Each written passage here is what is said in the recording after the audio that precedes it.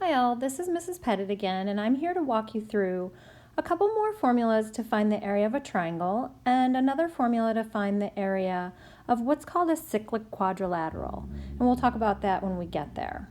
To get started, let's just talk about the formulas we already know for finding the area of a triangle. And I apologize, I don't know why they're coming out blurry on this document, but for any triangle, we can use the area equals base times height divided by 2, or 1/2 base times height, depending on how you like to write it. And another formula we derived over the course of the unit for finding the area of equilateral triangles is the area of an equilateral triangle is equal to a side squared rad 3 over 4. Now we want to talk about what we can do if we are given different pieces of information. And the first situation is, what if we have two sides and an included angle?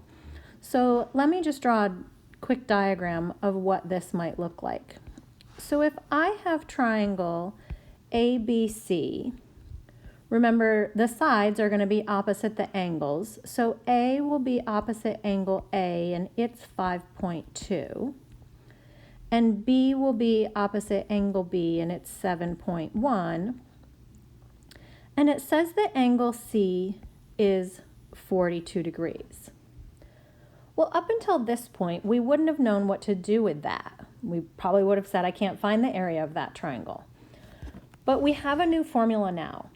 If we have two sides and the included angle, that's super important, right? Two sides and the included angle, we can find the area of that triangle using our new formula. It's 1/2 side A times side B times the sine of angle C, where A and B are our two sides and angle C is the included angle. So if we have that formula we can use now, right? I'm just going to put it up here. 1/2 AB sine C, we can just plug in what we know. We know side A is 5.2. We know side B is 7.1. And we know that the included angle is 42 degrees.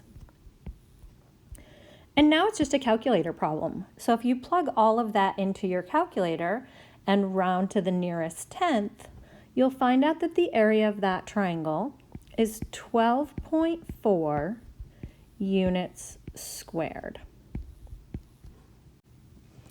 We have another formula for finding the area of a triangle. It was developed about 2,000 years ago by a mathematician named Hero of Alexandria. So it's known today as Hero's formula, and it looks like the formula written below. Again, my apologies that it's a little bit blurry, but we use it when we know all three sides of the triangle. So it's under the radical S minus A, S minus B, and S minus C.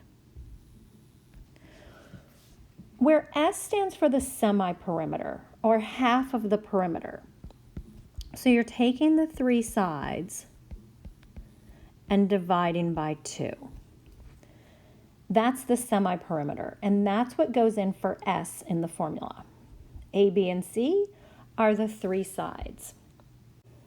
I'm not sure what happened here, so let me just clean this up a little bit so we can focus on one problem at a time and try using our new formula. So in problem number 2, it's asking us to find the area of a triangle if the three sides are 3, 4, and 5. So to find the semi-perimeter, I'll add the three sides together, so 3 plus 4 plus 5, and divide by 2, which is 12 divided by 2, or 6. So 6 is our semi-perimeter, and that's what we need to put in our formula. So under the radical, we'll have 6 times 6 minus 3 for side A, 6 minus 4 for side B, and 6 minus 5 for side C. Now you can put that in your calculator right from here if you want to, or we can simplify a little bit and maybe just do it by hand. So if I simplify a little bit, I'll have 6 times 3 times 2 times 1, all under the radical. And if I multiply that together, I end up with the square root of 36. And the square root of 36 is 6. And because it's an area, we'll still say units squared. Now, if we stop and take a look at this triangle for a minute, we probably will notice that 3, 4, 5 is a right triangle, where 3 and 4 would be the legs, and the hypotenuse would be 5. And if we use our good old-fashioned area equals base times height divided by 2, we would find that 3 times 4 divided by 2 is still equal to 6 units squared. But it lets us know that this new formula that we're using actually works, right? So it'll work whether we have a right triangle or not. Anytime we know all 3 sides, we can use Hero's formula. So let me rewrite problem number 3 over here. It was saying that side A is 13, side B is 14, and side C is 15. So again, the first thing we need if we want to find the area knowing all 3 sides is the semi-perimeter. And we find that by adding the 3 sides and dividing by 2. So we would add 13 plus 14 plus 15 and divide by 2. That would give me 42 over 2, which is 21. So I have my semi-perimeter. And now I want to plug into Hero's formula. So under the radical, I'll have 21 times 21 minus 13 for side A, 21 minus 14 for side B, and 21 minus 15 for side C. And again, you can plug it right into your calculator from there, just being very careful with the parentheses under the radical, or we can simplify a little bit, and it would become 21 times 8 times 7 times 6. All that multiplied together would be the square root of 7,056. And if you take the square root of 7,056, you'll get the area as 84 units squared. There are a couple more problems in here, so let's give number 4 a try. Number 4 has side A equal to 2, side B equal to 5, and side C equal to 7. So again, let's start by finding the semi-perimeter. So add the 3 sides together and divide by 2. So 2 plus 5 plus 7 divided by 2 would be 14 divided by 2, or 7, for our semi-perimeter. If we plug that into our area formula, under the radical, we'll have 7 times 7 minus 2 for side A, 7 minus 5 for side B, and 7 minus 7 for side C, which if we start to simplify that a little bit, we'll have 7 times 5 times 2 times 0. And some of you may already be noticing that we might have a little problem here. So this, if I boil it all down, comes out to be the square root of 0. Now, would that make sense for us if we're looking for the area of that triangle? Probably not. So something that we might want to always make sure we do before we start doing all this work, and that's check and make sure if the triangle exists. And remember, we can do that by taking the two smaller sides and adding them together and seeing if they are greater than the third. And in this case, we see right away that 5 plus 2 is not greater than 7, which means this triangle does not exist, which means we can't find the area for it. Let's take a quick look at number 5. Here it's saying side A is 4, side B is 6, and side C is 12. So that we don't get caught off guard doing all that work without it being necessary, let's just double check.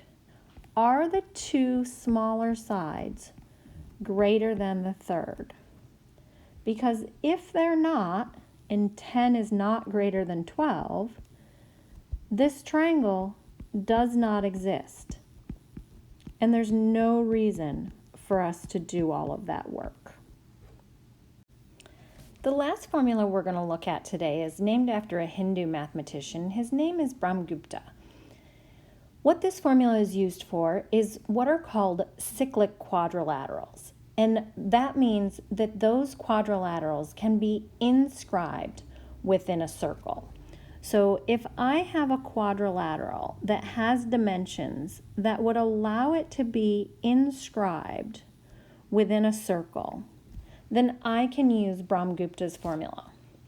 And what it says is that the area can be found by taking the square root of the semiperimeter minus A times the semiperimeter minus B times the semiperimeter minus C times the semiperimeter minus D, and taking the square root of all that. The semiperimeter means the same thing in this case. It just means take all four sides and add them together and divide by 2. So let's give it a try, and I'm just going to make this more clear that that's problem number 6, and the four sides are 5, 7, 4, and 10. And over here, that this is problem number 7, and the side lengths are 2, 4, 5, and 9. So we'll start by finding the semiperimeter, which is just to add up the four sides and divide by 2. And when I do that, I'll get 26 divided by 2, or the semiperimeter, equal to 13. And when I plug that all in to Brahmagupta's formula to find the area of the quadrilateral, I'll have 13 minus 5 for side A, 13 minus 7 for side B, 13 minus 4 for side C, and 13 minus 10 for side D. And again, either plugging it straight into your calculator, being very careful, or simplifying a little bit will give us 8 times 6 times 9 times 3 under the radical, which is the square root of 1,296, which gives us an area of 36 units squared. If we want to give it one more try, if our four sides are 2, 4, 5, and 9, our semiperimeter will be 2 plus 4 plus 5 plus 9 divided by 2, which is 20 divided by 2, or 10. When we plug that into Brahmagupta's formula to find the area, we'll have 10 minus 2 for side A, 10 minus 4 for side B, 10 minus 5 for side C, and 10 minus 9 for side D. Simplifying that just a little bit, I'll have 8 times 6 times 5 times 1 under the radical, which gives us the square root of 240, which we can simplify into rad 16 times rad 15, which the exact area would come down to be 4 rad 15 units squared. And if we plugged it into our calculator for an approximate answer, we would get approximately 15.5 units squared. So our exact answer versus our approximate answer using Brahmagupta's formula.